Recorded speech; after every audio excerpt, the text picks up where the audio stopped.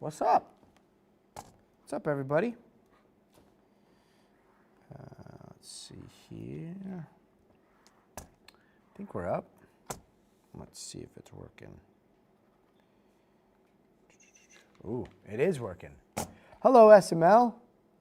How is it going? I hope your weekend was fantastic. What's up, Elijah? We did it. It is back. It sure is. Pretty good. Pretty good. Happy Monday. We had a nice, relaxing weekend. It was very hot here in Los Angeles. How are you? How's Florida? All right. And Lisa is not back yet. Maybe she'll jump in. Sometimes she surprises us. What's up, Suzanne? Ooh, 70 degrees in Illinois. That's nice. Yeah, 70, 80. It's supposed to be like high 80s here in LA this week. So it is going to be a hot one. I don't know if you guys can hear what's coming in, but if you do, they're editing some of the show still. So bear with us. What's up, Silam? Silam? Florida's good. Great. What's up, James? How are you? Oh, all right. Now we got TikTok fired up too. Okay, so we have YouTube, TikTok. We're thinking about expanding out the chat. What do you guys think? We're thinking about TikTok, YouTube. I mean, we were thinking about Instagram, but it's pretty clunky to get it in there. Maybe, I mean, Kick maybe? Twitch would be ideal. Facebook for old school's sake. We'll see. What's up, Purple Glitter? I was thinking about that, James. Yeah, I think we're going to get eviscerated in the chat.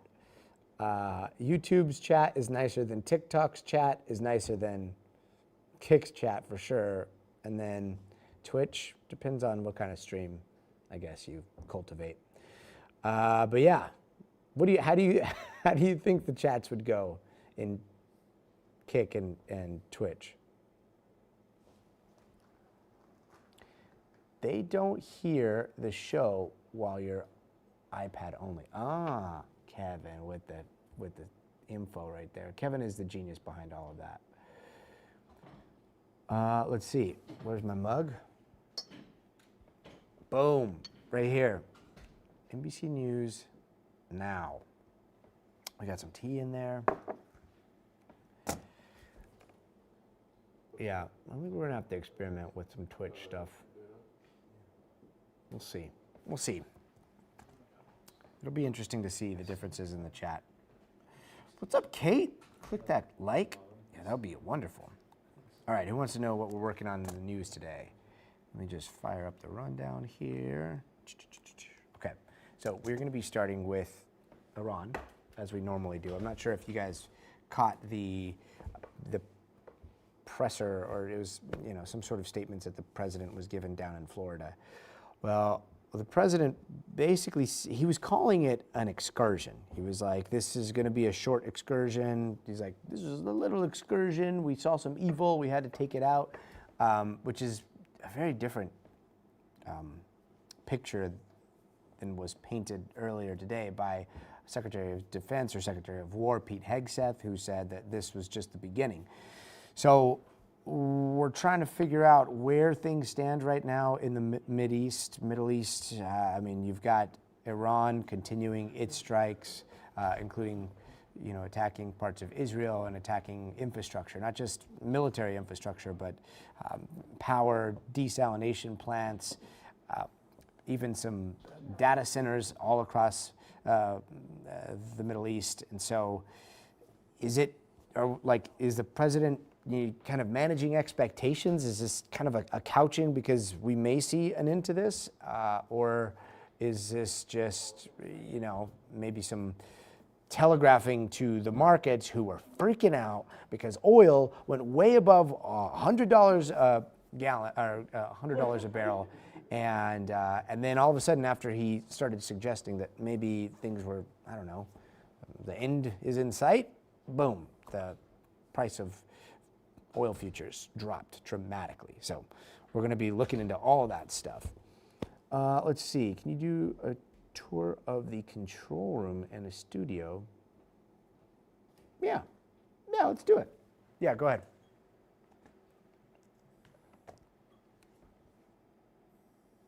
Okay. Oh, perfect. Okay. No, I actually think this, I didn't realize she was working it in. Okay, so if she's working it in, then we don't even have to address it. I was just scared that we weren't going to have it in there. So yeah, we could take it all out. Sorry for the false alarm. All right, I'm taking this whole thing out. Yep, perfect. Okay, my bad. Can you just take a look and make sure I didn't delete anything that I needed to stay in? Okay. All right. What's up, Poggers? Okay. Hey, that's great. Albuquerque was wonderful. So this is where we are now. A far cry from Albuquerque. This is Universal Studios. Emphasis on the studios. This is one of the studios at Universal Studios. Crazy that we're doing the news from a studio at Universal Studios. I would have never thought that. But this is going to be the control room over here. Bom, bom, bom. This is the West Coast control room, but the East Coast control room is where everybody is right now, other than Men. There's Men. Where is he? There he is. Men, and then Kevin. This is the genius behind the, it's hard to point with this thing. He's the guy, he's that one over there. So smart. He's the one that's powering this entire stream and coding all of it and doing all of the magic. So thank you so much, Kevin. You're the best. So yeah, that's the control room. That's the studio. I'll show you. We've got a couple of these robots over here. And then we got the crew. There we go. These are all the guys that make this work every single day. We've got Levon on camera. Boom. We got big old Mike over there. Got sound. Let's see here. The color is beautiful. Aw, thanks so much. Wait, is Lisa on? Where are you? And yeah, they're not on the same page at all. All right. Getting back to this. Hold on real fast.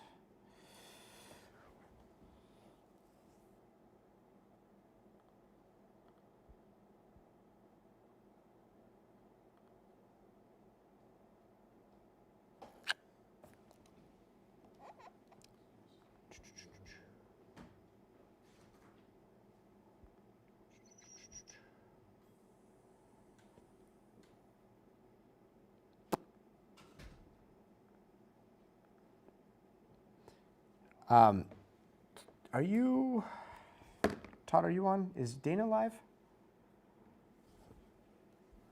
Okay. And it's, do you have the pronouncer for our expert on Iran?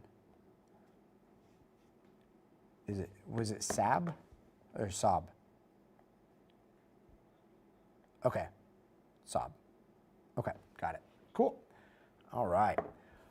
Let's see. Yes, another day, another failed advertised appearance by BTS. That's so weird.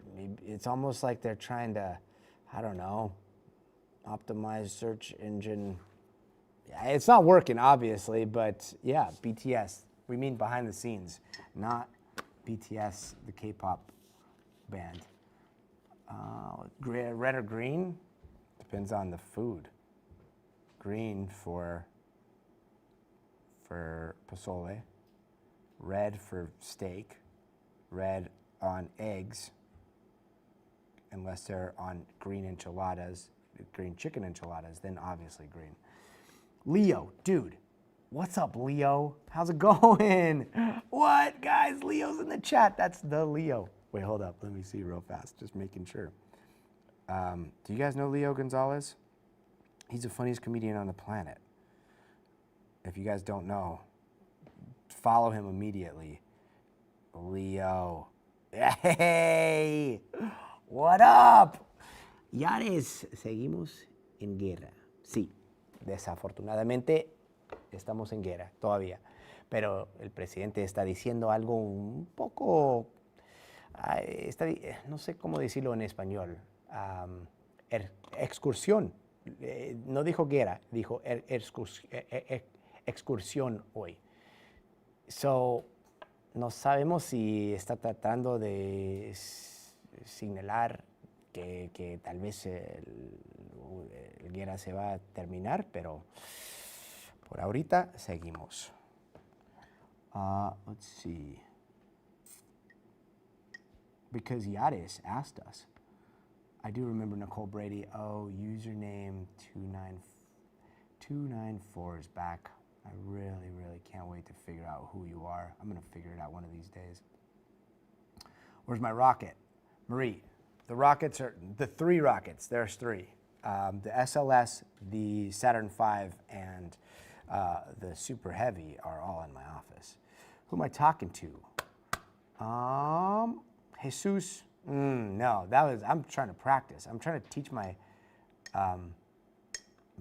kids Spanish, so I'm trying to practice that as much as humanly possible. Red or green is a layered conversation. That's so true. Leo, you know.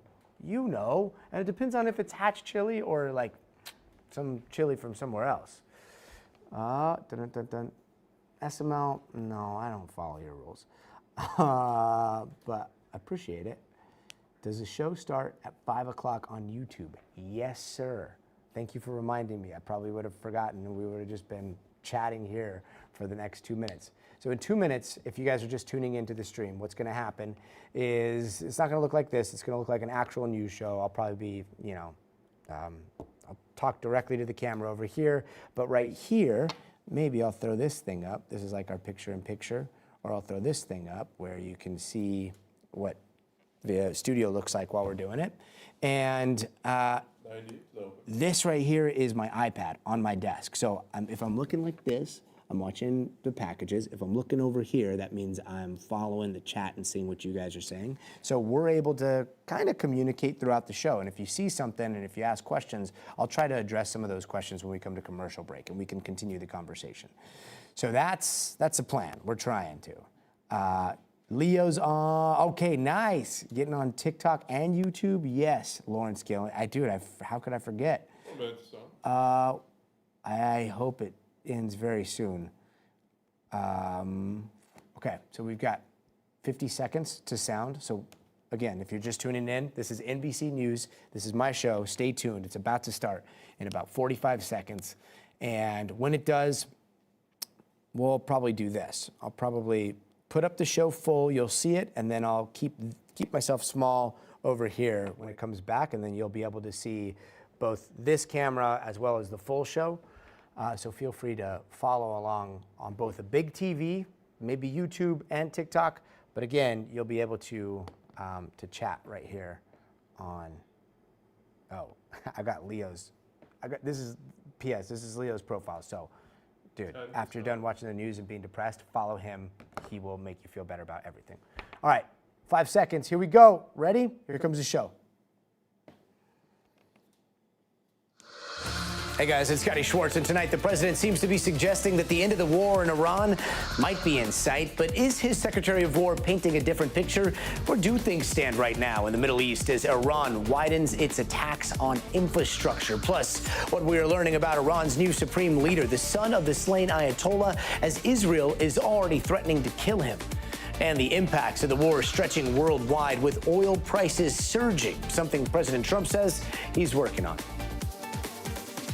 I will not allow a terrorist regime to hold the world hostage and attempt to stop the globe's oil supply. And if Iran does anything to do that, they'll get hit at a much, much harder level. Then explosive devices thrown at the home of New York City's mayor is being investigated as a terrorist attack inspired by ISIS. And the latest on that investigation. Plus, Rihanna's LA home is shot up while she's at home with her kids. What we are learning about the woman who was taken into custody and if this was a targeted attack.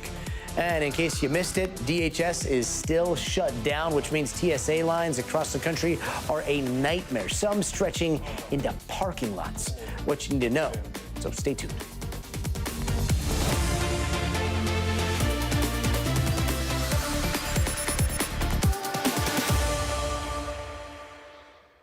And tonight, President Trump saying the war in Iran may be almost over, but maybe also just the beginning. Take a listen. Mr. President, you've said the war is, quote, very complete, but your defense secretary says this is just the beginning. So which is it, and how long should Americans be prepared Well, I think for you could this war say to it last both. for? It's the beginning. It's the beginning of building a new country. We could call it a tremendous success right now as we leave here. I could call it, or we could go further. It comes as Iran has officially chosen a new supreme leader, a special counsel choosing the son of the Ayatollah who was just killed. A president calling the pick unacceptable. And before he was announced, Israel had already threatened to kill whoever the new leader is. Despite that, missiles and drones are still flying across the Middle East. Israel says its military hit targets in Iran, causing smoke to fill the skies. And it created scenes like this.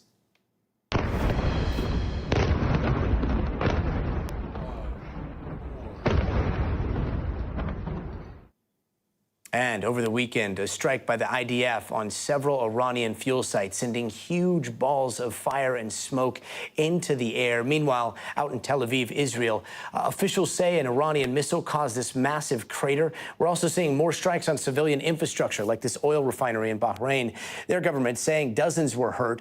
Meanwhile, the war rippling through the sports world as well. Cell phone footage caught players on Iran's national women's soccer team using sign language to communicate the word help while on a bus heading home after losing their last group match in Australia. It quickly sparked widespread calls for their safety.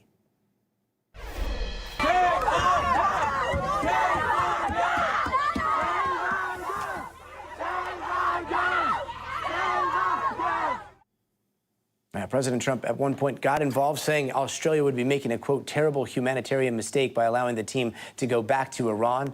After talking with the Australian Prime Minister, Trump says 5 of the players were granted asylum, with more on the way. But as the war continues, so do the number of deaths. Over the weekend, CENTCOM confirming the death of another U.S. service member, bringing the total killed in combat to 7. And let's bring in NBC's Richard Engel, who is in Tel Aviv right now. Richard, watching the president speak just a little bit ago, it sounded very much like he thinks, I don't know, the war might almost be over. And then he also called it an excursion several times. What did you make of that? I don't know what a military excursion is. I've never heard the term. It sounded like something that you're trying to describe a war that's not a war, a special military operation, or I don't know. He used excursion. It's a very bizarre term, and I haven't quite got my head around it. It's a war. It's a regional war. It has the potential of being more than a regional war. But aside from the strange choice of words, he said it would be over soon, and then he retroactively justified why the U.S. and Israel went to war, why he entered into this war without seeking any kind of approval. And he said that there was an imminent threat, that Iran was going to attack first, that Iran was about to develop a nuclear weapon, was weeks away from having a nuclear weapon, and that Iran could have potentially even used that weapon. If you remember, Gadi, in the conference, he said, we might not even be here because there would have been some sort of nuclear Armageddon, and Washington or Florida would have been gone.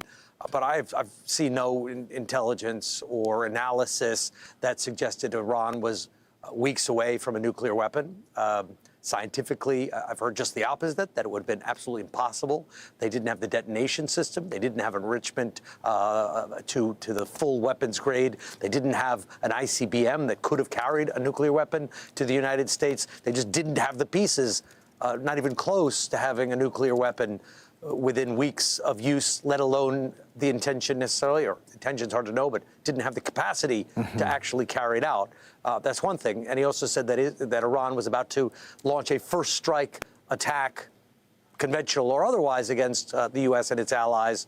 Also have not seen any intelligence or analysis suggesting that. In fact, when the U.S. and Israel launched this war, they called it a preemptive strike, the U.S. and Iran were in the midst of negotiations, and negotiators described that have told me that they were making progress and that they were scheduled to have more meetings. And Iran was at its weakest point in decades when these negotiations were taking place, not in a position to pick a fight with the United States while it had all of its so much military buildup in the area. So he laid out the case for war, but there are quite a few inconsistencies in this, the reasoning for the excursion.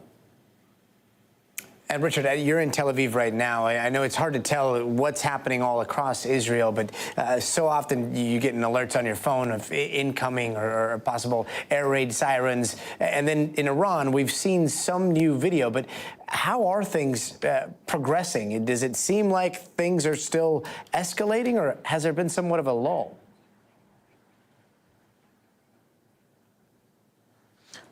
No, escalating. There were more alerts today in Israel. You have a new supreme leader in Iran. President Trump in Israel, Israeli Prime Minister Netanyahu, could stop this. They could dial it down. They could look for an off-ramp. Iran could potentially look for an off-ramp.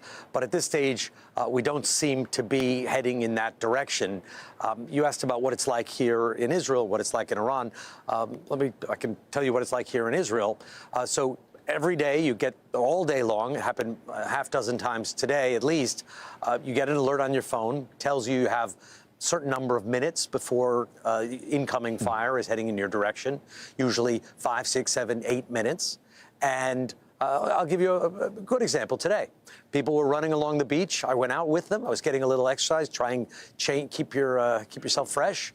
Everyone suddenly got the alerts. People were running. Kind of the crowd that was running along the beach headed down into a garage, stayed down in the garage. People, when they're running clothes, they were stretching. They were continuing. Some people were doing sit-ups and continuing their exercise regime. Waited a few minutes, heard a few bangs up in the air when the missile defense system. People ran out of the garage and continued their jogging. So that kind of daily interruption is happening all the time. And it shows a great deal of resilience. People weren't afraid. They weren't crying. They weren't even really talking about it. Mostly they were continuing what they had done before. If you had been in a restaurant, people put down their food, they go, find shelter, come back, finish the meal, pay the bill, they bring their dogs with them into the shelters. It's a routine of life here. Iran is now facing major attacks, and the government is telling people, if they go out on the streets, if they listen to Prime Minister Netanyahu or they listen to President Trump and take up his call to protest, that they will be shot. There is a tremendous amount of uncertainty and fear for very justifiable reasons in Iran right now, as the government is literally fighting for his life because the supreme leader was assassinated. It's very possible that this next supreme leader, who's just been appointed, could also face a similar fate. Yeah, I mean, just listening to you describe the slice of life there in Israel and then trying to imagine what's also happening across the Middle East. There's so many different people in so many different circumstances right now, but all dealing with the real effects of war. Richard Engel, your reporting on all this is always so incredible. Thank you so much. So how does all this affect us at home? By now, you've definitely noticed a difference at the pump, right? The price of oil has been super unstable since the violence broke out earlier today. U.S. crude oil surged all the way past $100 a barrel before then tumbling back down to about $86 by market close. But the damage at the gas pump, it's already done. Just take a look at the national average, hitting about $3.50 per gallon, up nearly $3.50 a gallon, which would put it 20% higher than when the war began. And over at the White House, that does not seem to be too much of a concern, with the president writing on Truth Social, short-term oil prices is a very small price to pay for USA and world safety and peace. Only fools would think differently. President Donald J. Trump. Joining us now is Halima Croft, Managing Director, the Global Head of Commodity Strategy at RBC Capital Markets. Thank you so much for being with us. Let's start with gas prices. They're trending up. The president is promising that they are going to go low. How is that possible? How would that work? What would that look like? The market certainly sold off today when President Trump essentially said the war would be over soon. I think a number of people in the market just don't believe he wants higher gasoline prices before midterm, so believe that this war may end soon. But we just have to wait and see. Shipping traffic through the all important Strait of Hormuz, where 20% of global energy flows, is still disrupted. People still are not sending their cargoes through there. So the question is, how close are we really to seeing an end to this war? And that will matter for US consumers. Like when this war ends, that is when we can start thinking about lower prices. Yeah, it really, I mean, watching the tickers, watching the prices, and then watching, the timelines on X and when the president says certain things, like there's so much reaction. But as you were just talking about, yeah, I mean, traffic in the Strait of Hormuz, like, the daily average of tankers and cargo ships there, it's 138, if I'm not mistaken. On Friday, that was down to 6. If I understand it correctly, the president was talking about maybe the United States government somehow helping on the insurance side of things. I mean, how long is it before, we start to see the effects of the infrastructures that have been hit or the Strait of Hormuz?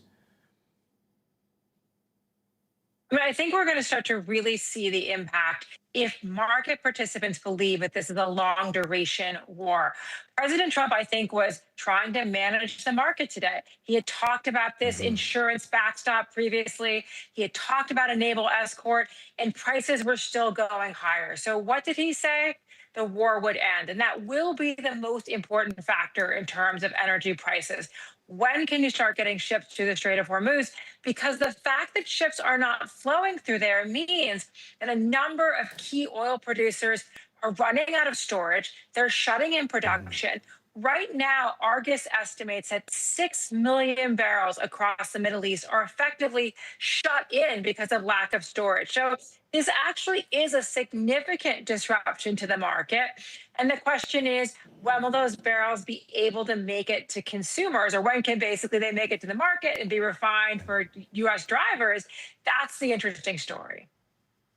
So 6 million barrels that you just mentioned, kind of locked up. What about the oil facilities that have been struck by both sides? I mean, any ballpark on how much damage has already been done in terms of capacity and production?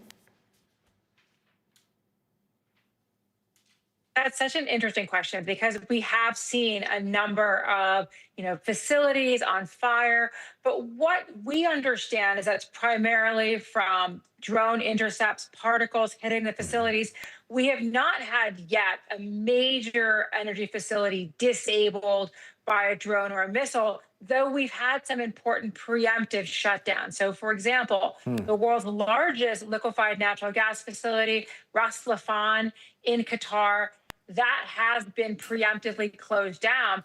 And right now, we don't have any Qatari LNG making it to the market. And that's a really big hit to European consumers because, as you know, European consumers are now not taking significant quantities of Russian oil and gas.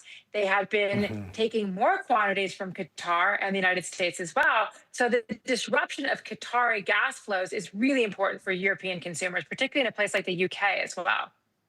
That's fascinating. I mean, I take some solace in knowing that it's better the preemptive shutdowns than what, we see these images and we just assume, well, that whole facility must be completely gone. And yet, the disruption, you were just mentioning Russia, China, a lot of this is disrupting oil to China, right? Their access to a lot of this. So, what is the China That's of it such all a great here? question. What's the China angle? So I think what's interesting is we talk about strategic stockpiles. And as you know, the United States basically drew down its SPR significantly after Russia invaded Ukraine.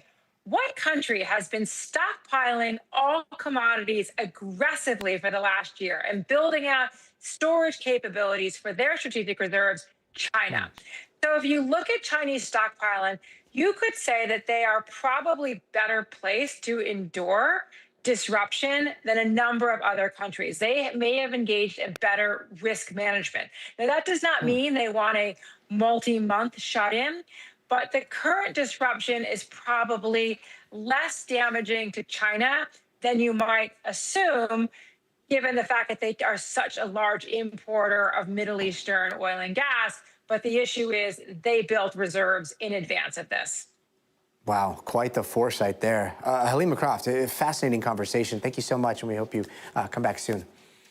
Now, since this war started, Iran has fired hundreds of missiles and drones at the Gulf state neighbors it has, and Israel as well. But recently, it looks like Iran has upped the ante, going after critical infrastructure all throughout the Gulf states. You see them here over the last few days, places like desalination plants, hotels, airports, data centers even, all of them becoming military targets for Iran. Let's bring in NBC News military analyst Colonel Steve Warren for more on this.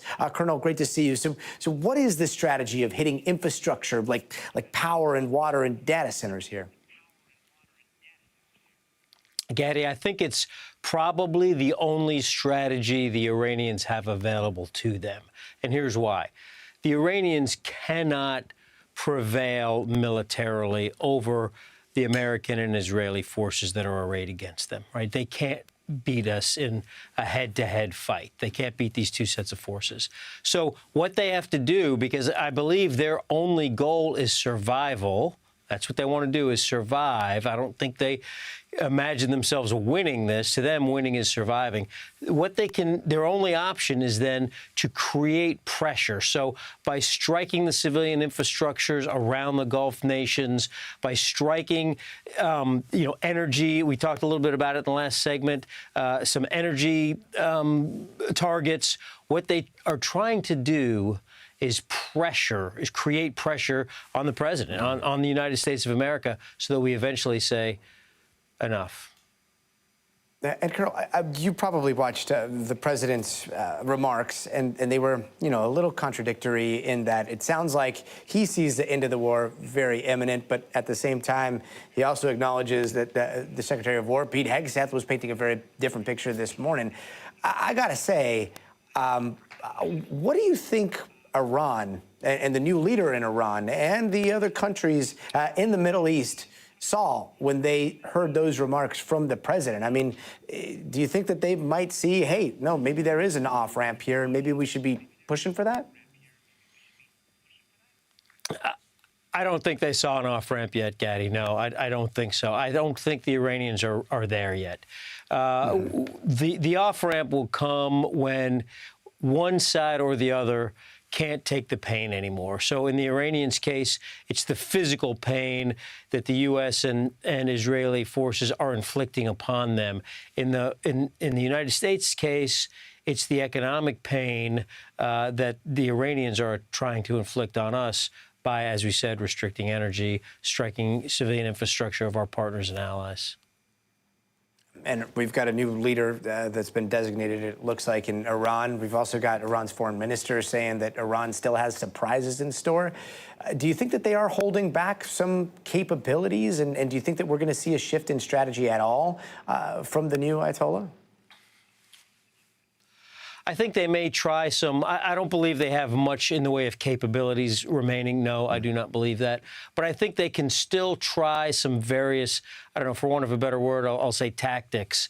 If they're able to strike a big blow, bloody our nose, so to speak, they could potentially view that as a way into maybe bringing this to a close, right? If they can, and I'm making this up, if they can create a mass casualty event somehow, kill a lot of people, a lot of Americans in a short time, that might give them some leverage. So while I don't believe they have any special capabilities that we haven't already seen, I do believe they may try some additional angles of attack. They might try to surprise us with maybe attacks against some of our warships, or maybe attacks, maybe terrorist attacks, against some of our posts, camps, and stations in the region, or even further abroad. Colonel Steve Warren, always appreciate the gut check. Thank you so much. Meanwhile, in Tehran, it looks like thousands celebrated the news of the selection of the new supreme leader. Here is he's the mysterious son of the former Ayatollah, the one that the United States and Israel killed, and he is allegedly more conservative than his father. Trump was apparently not happy about the move, telling NBC News exclusively, "I think they made a big mistake. I don't know if it's going to last," and echoing that same thought today. You know, I was disappointed because we think it's going to lead to just more of the same problem for the country. So I was disappointed to see their choice. Let's bring in Bilal Saab. He's a senior managing director with Trends US and associate fellow with Chatham House. Bilal, great to see you. So the new Ayatollah, up until this point, what was his role in the Iranian government, and what do we know about him? Let's start with a candid admission, Gadi. We don't know a whole lot about him because he hasn't said a whole lot and he hasn't done a whole lot. Typically with people like that who are sort of more like shadowy figures, you try to make inferences based on speeches, based on public positions, based on policies that he may have enacted. He hasn't done a whole lot of those. And so what we do know is that this is obviously, as you said, the son of the late Ali Khamenei. He's 56. He has pretty close ties to the IRGC, who are essentially now in control of the government. Why does he know them so well? Because he fought with them, whether in a combat role or non-combat role, during the Iran-Iraq War, 1980, 1988. Essentially, he was in the trenches with them. And so he grew up with them, essentially. They molded him. And he does have actually significant theological experience, probably more so than his father. And then as he got more experienced in government and playing, you know, a more significant role managing finances, supporting the RGC with their missile programs, and playing also a significant role in suppressing reform movements and championing candidates who are quite, I would say, you know, less flexible than others, including Ahmadinejad, if you recall, the Iranian president. This is the extent of what we know about him. And obviously he comes to power quite angry. I mean, they kill his father, they kill his wife, they kill his mother, and probably some other members of his family. So he comes with probably a less compromising attitude towards this entire conflict. But who knows, he might shock us. Now, what do you think that this says about the future of the war here? You've heard the statements from Israel and the statements from the president here. I mean, the president is entitled to his opinion, of course, and he could be disappointed about the selection process, but it is sort of like putting the cart before the horse. I mean, you got to topple the government first and then have a say over that selection process. I mean, obviously, the Iranians are sort of messaging to the Americans and the Israelis that there is continuity in the Iranian system. Everything is perfectly fine, and the transition will be smooth. Now, of course, no transition in the middle of war is going to be smooth. But I feel like with someone like him, it is going to be a little bit less rocky, once again, given his relationship with the RGC, who are currently, you know, running the show, and also the fact that he had, even though not publicly, an extensive set of authorities and influence and powers that would suit him quite well right now in this current transition. And there's the Iranian regime, and then there's the Iranian people. We saw some images, some pretty remarkable images from that square in Tehran earlier today, or earlier in the last few days, showed so many people there celebrating the naming of him as the Ayatollah. And yet, you know, we all think back to the brutal crackdown, the protests, the sizable crowds also in the streets of Tehran. How do the majority of Iranians inside of the country feel about the new Ayatollah? Well, the majority obviously is not happy. I mean, any candidate that the regime is going to feel, they're not going to be happy with him, obviously. But you've seen the pictures, I mean, that you're showing me here. And there's no question that this regime still has a constituency, right? Is it the minority? Most likely. But it does have a constituency. And this division that you're seeing within Iranian society obviously is going to continue. So, you know, he comes in a very difficult political moment. Obviously, I don't expect him to change his views about democracy or, you know, liberal values or anything like that. He's probably even going to be more radical than his father. But there's this sort of, just to play devil's advocate here, there is this theory that because he is someone who is uncompromising, because he's someone who is from the hardcore elements of the regime, that maybe he is in a position to make concessions, to compromise in ways where like a more moderate figure would be incapable of doing that because of IRGC resistance, right? That's just a theory. I don't know if that's going to happen. I mean, that's a theory that could lead to, I think, some good things and less people dying. So, fingers crossed, let's be optimistic. Bilal, really appreciate you stopping by. Thank you so much for your time. Meanwhile, in Lebanon, Israeli soldiers have pushed their way into the southern part of the country, going after the Iran-backed Hezbollah. Fighting there has left some 600,000 people fleeing their homes right now, and it's pushed Lebanon's president to call for direct talks with Israel to try to make it stop. Our Danielle Hamamdin has more. Hey, Gadi. Well, a remarkable development here on the political front in Lebanon. The president, Joseph Aoun, calling for direct talks with Israel to try to resolve this crisis. The Lebanese government accusing Hezbollah of betrayal and of pushing for the collapse of this country for the sake of Iran, and it wants permanent arrangements for security with Israel. Those are some really sharp words by the Lebanese government. Now, remember, there was a ceasefire in place since November 2024, although the UN, of course, accused Israel of violating that ceasefire almost on a daily basis by firing into southern Lebanon.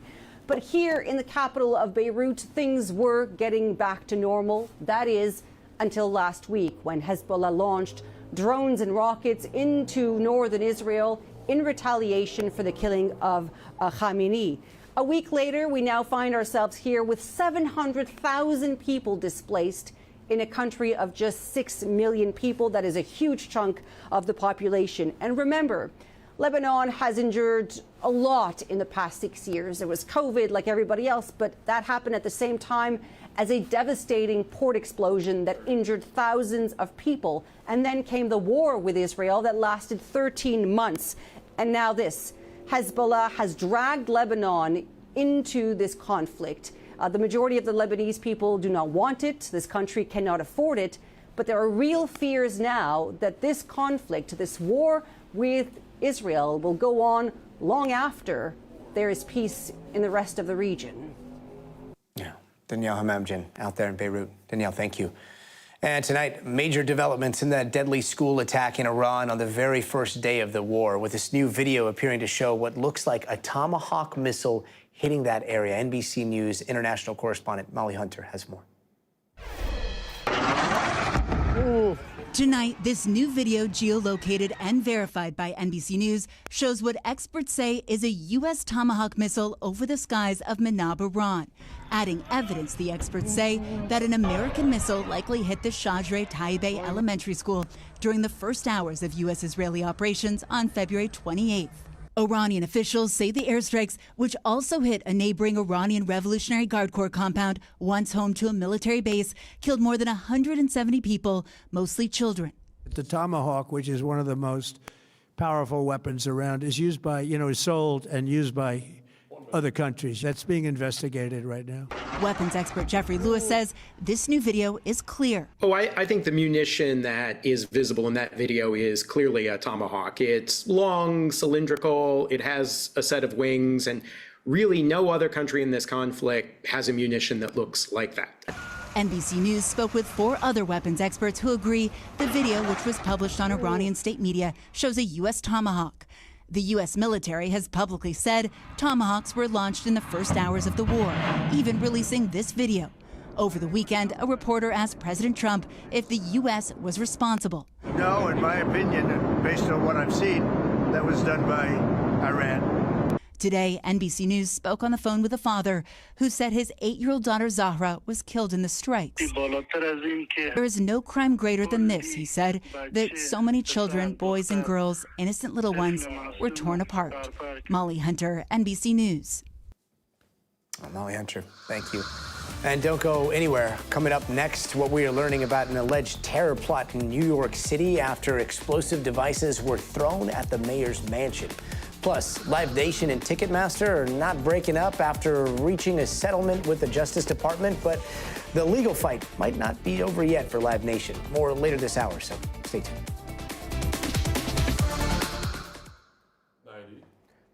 90 seconds. Okay. Thanks, Todd. Yeah, that last question that he answered, that was fascinating. It was all fascinating. I mean, here's hoping. All right. Wow. Hey, guys. All right. So I was reading a bunch of the chat, and it was fascinating, and then I forgot everything that you guys said because we moved on to 15 different things. But looks like you guys are full of thoughts today. Pretty good, Max. Good to see you. Let's see. Legacy Media is it? No, Legacy Media is the best. What are you talking about? Mainstream for life. Let's see. Hi, Tina. How's it going? Great to see you. That's a very good question, Kruger. We are asking that every day. Never surprised by NBC being, well, we are not for, we are not anti, we are showing you everything we can fit into this newscast. What's our time back? 30 seconds. Okay, cool. Fuego del Jefe. We'll see. Hopefully. We'll see. I don't know. I would be nice to just be able to talk to the people that are giving you the news, ask them questions, and be nice to them. Maybe. I don't know. Let's see. Oh, that's nice, SMO. 7, 5, 4, 3. Hey, here are some other headlines we are watching tonight. A Georgia teacher has passed away after a group of teenagers tried to prank him by toilet papering his house and then driving off as he came outside. Now, deputies say Jason Hughes tripped and fell into the road and then was accidentally run over by one of the teenagers trying to get away. They all stopped immediately and tried to help until first responders got there. What makes matters worse is that the teacher apparently was in on the prank. The Hughes family telling NBC News that he knew the teens were coming to pull a prank on him and, quote, was excited and waiting to catch them in the act, and now they want all the charges against the teens dropped. An explosion outside the U.S. Embassy in Oslo, Norway, happened yesterday, and it caused only minor damage and no injuries. Norwegian police and U.S. officials are investigating it as a possible act of terrorism. Authorities released photos of the suspect, and they are asking the public for any help in identifying him. And a bombing at a nightclub in Trujillo, Peru, hurt at least 44 people over the weekend. Officials say the region has been hit hard by violence tied to organized gangs. This blast comes less than a month after another explosion in the same city that authorities think is part of an extortion scheme. And today, Anthropic filed lawsuits against the Defense Department and other federal agencies after the Pentagon moved to label the company a national security threat. The suits claim the government's actions are retaliatory and unlawful. A White House spokesperson says President Trump will not allow Anthropic to jeopardize national security by dictating how the military operates. And a massive brawl broke out yesterday at a soccer final in Brazil. That fight erupting just seconds before the game was set to end, with security having to rush in to separate players from both teams. The match was stopped for nearly 10 minutes, the chaos resulting in 23 red cards. Wow. And we are learning new details about how devastating an attack near New York City mayor's mansion over the weekend could have been, with federal prosecutors now saying the two men accused of trying to set off makeshift bombs were allegedly inspired by ISIS. Listen to what police said a little bit earlier. This was a planned attack motivated by extremist ideology and inspired by a violent foreign terrorist organization. Had these IEDs functioned the way the perpetrators allegedly wanted them to, they could have caused death, destruction. Now, that happened on Saturday during dueling protests, starting with an anti-Muslim demonstration, followed by a growing counter-protest. Police say they found 3 homemade devices. Fortunately, none of them went off. You can see 2 of the suspects getting arrested right there. And joining us now is NBC's Sam Brock, who's following the investigation. Sam, prosecutors are saying that these suspects were inspired by ISIS. Inspired, what does that mean? What kind of connection are they seeing to ISIS here? So what we did not get, Gotti, from the FBI or the SDNY today was any sort of deeper background dive on who these two guys were. But we did find out a couple of things. First of all, they arrived on scene about an hour before these devices were actually ignited. Granted, again, they were not detonated. But there are two individuals who, according to the FBI, have a professed inspiration from ISIS. And not just in the fact that this was information that was offered, they said, voluntarily in the complaint that police body cameras captured one of them when he was asked by someone in the crowd, why would you do this? His response was ISIS. But also that there were specific writings that were even offered after they sat down with investigators, after they waived their Miranda rights. One of them, Amir Balad, wrote something to the effect of, we're not just standing for religion, we're taking action and we're doing something. If I didn't do this, someone else would. And he said, you should all die in rage, and then referenced the infidels or non-believers. So according to investigators, this was all information that was shared and volunteered. And I will also add that the director of counterterrorism for NYPD, Rebecca Weiner, addressed the fact that increasingly you are seeing young people in this demographic exposed to certain things online, and it's radicalizing them. Here's a short bit of what she said earlier today. We'll talk about it on the back end. Younger and younger individuals who are radicalizing and mobilizing to violence. And this is taking place against the backdrop of social media, the dynamics of online culture. It's not limited to ISIS, it's across the ideological spectrum. It's obviously very disturbing. I will add, Gotti, that right now NYPD says at this time they have no information linking this particular extremist ideology to anything that is happening abroad right now in Iran or the United States war there. But that is obviously something that could come up again. But right now, that's not where the intelligence is leading. Interesting. I mean, these pictures are so stark to look at here. Are we hearing from the suspects' families? So both suspects were in court earlier today, and Adam Reese, one of our senior producers, was able to have a conversation with an attorney for Balad, who told him he's just an 18-year-old. He has no idea what he's doing. Didn't deny, actually, in his words, that this was actually an action that his client took. He said specifically, he's 18, he's got some complicated stuff going on in his personal life. There always are. There's a lot to figure out about this young man. We also found out that he was 3 classes away from graduating. Didn't get more information than that or anything on the other person that was charged with these 5 counts, which included material support to a terrorist organization. But obviously, the court proceedings are just beginning, and we're going to get more information in the weeks to come. What is the overall threat level across the country right now? It's interesting to hear the NYPD specifically address that, right? Because you think of all the cities in the United States, New York is arguably the largest target for an asymmetrical attack. And what Jessica Tisch said earlier today, the commissioner of the NYPD, is they're definitely taking steps to offer more resources at events, at hardened targets, was her words. And there certainly were a lot of police officers, dozens, I'm not exactly sure how many, that were out there at Gracie Mansion over the weekend.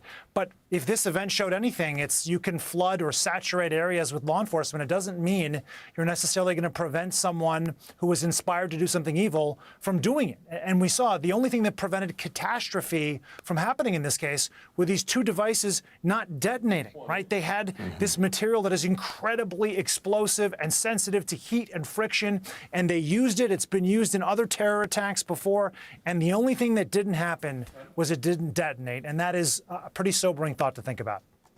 Yeah, thank goodness for that. Sam Brock, thank you so much. And coming up, travel chaos with an ongoing partial government shutdown leading to staffing shortages at airports across the country, and TSA lines are stretching 4 hours. More on that just ahead.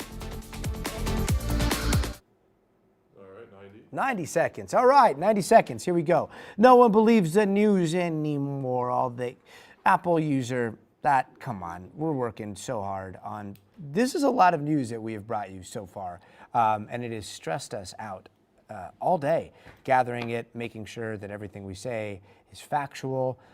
It is a time where information comes at you so fast, and you can get it yourself for sure. We're not saying that you can't. I believe everybody's a journalist these days, but it does take a lot of sifting and sorting. So that's what we're trying to do here to help you out for free every single day. So You're welcome. You're welcome, 45. World Turtle. All right. Genesis, which one? Which attack? The New York one? Digital noises everywhere. That's so true.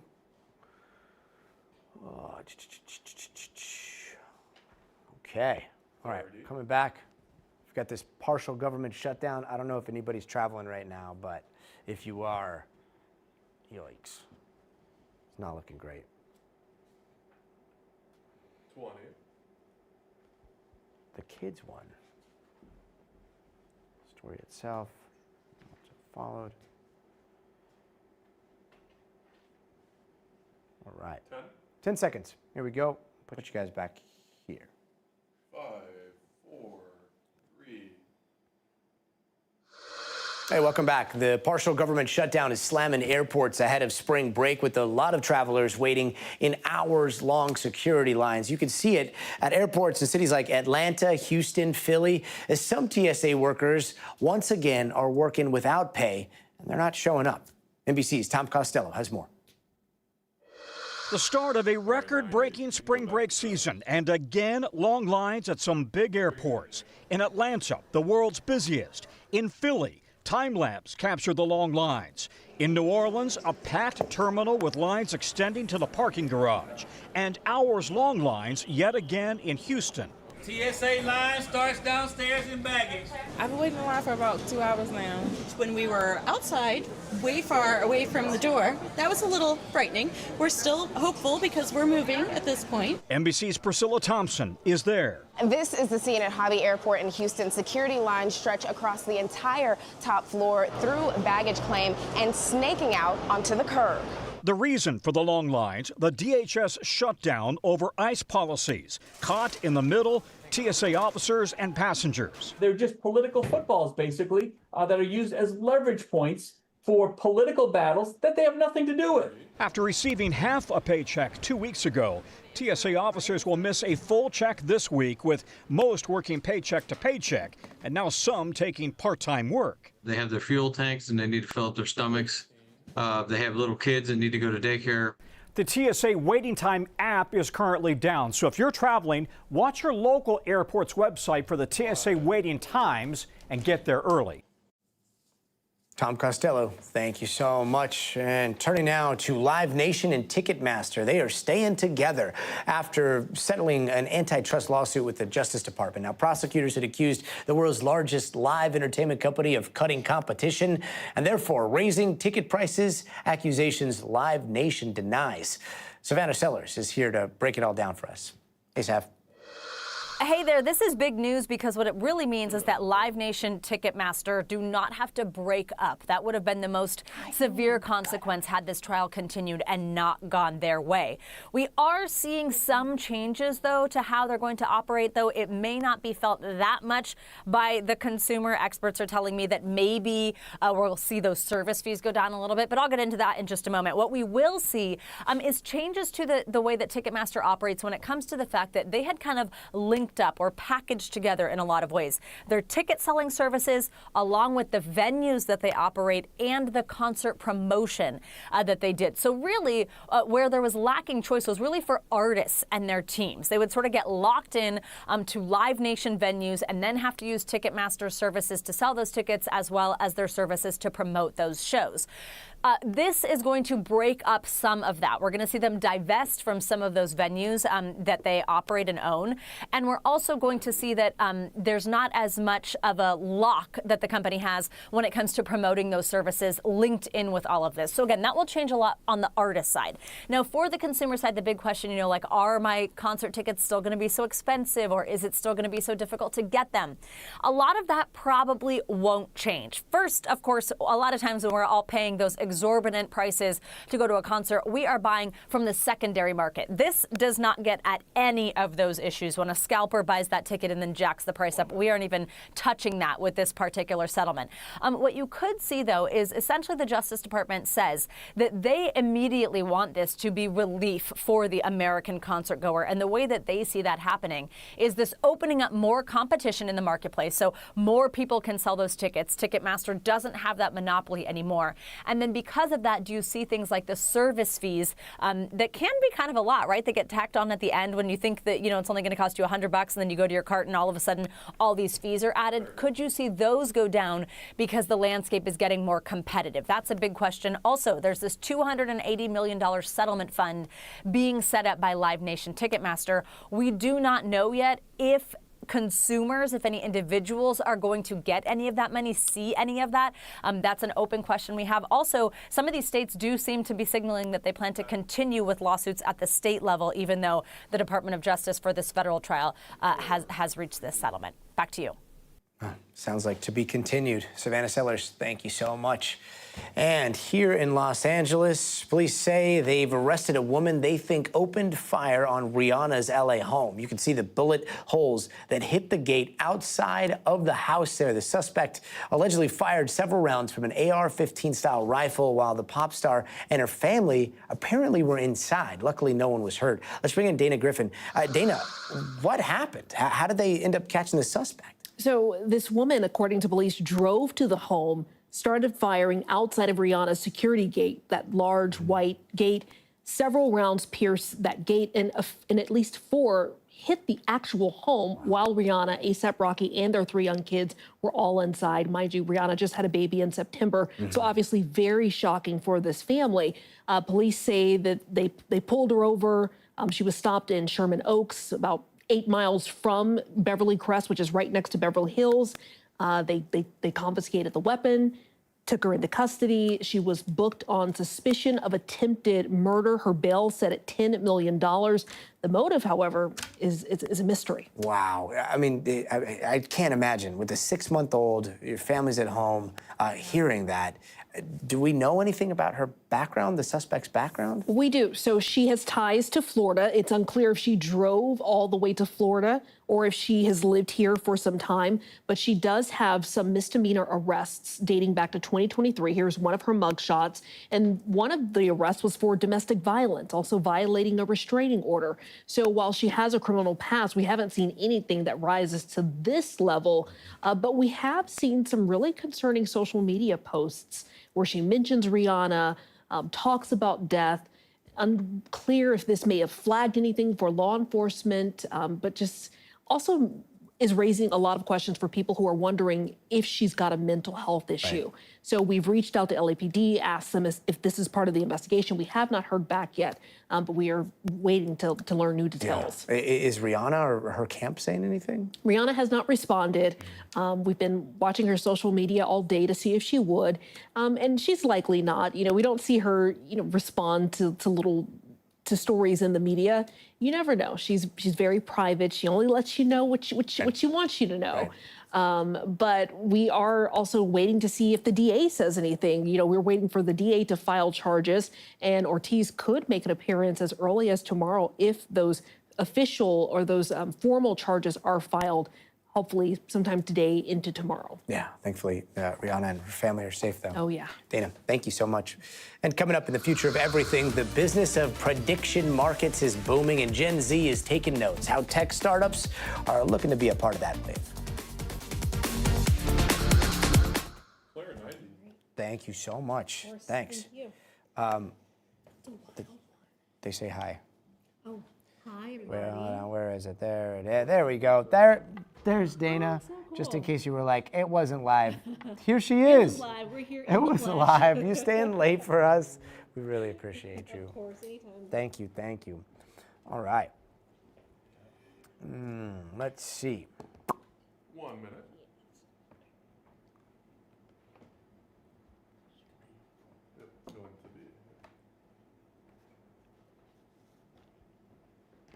Yeah. Actually, I'm catching up on what you're. It's the Strait of Hormuz. Yeah, that's right. And we're like, somebody actually had a really good question a little bit earlier about the effects of that rain, the toxic rain that happened after all those oil refineries were lit on fire, and I don't know. I think we should look into that. We'll do a follow-up and see if we can get that question answered sometime soon. All right. Now we got 15 seconds before we start talking about prediction markets. Here we go. And then we'll chat right on the back end of this. 5, 4, 3.